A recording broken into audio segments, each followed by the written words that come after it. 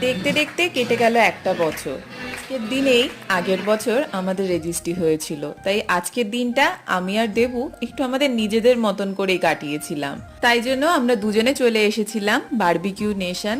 অনেক গল্প করেছি, অনেক কিছু খাওয়া দাওয়া করেছি, তার একটা সম্পূর্ণ ভিডিও আমি অবশ্যই তোমাদের সাথে শেয়ার করব আমরা সেদিনকে বাফেটে কি কি খেয়েছি। তবে সেই দিনটা আমাদের জন্য ছিল একটু অন্য রকমেরই। আগের বছর 2023 সালে এই 20 তারিখ আমাদের জীবনের সব থেকে ভালো দিনটা আমরা কাটিয়েছি। আর সেরকমই একটা দিন আজকের দিন, আমাদের প্রথম অ্যানিভার্সারি।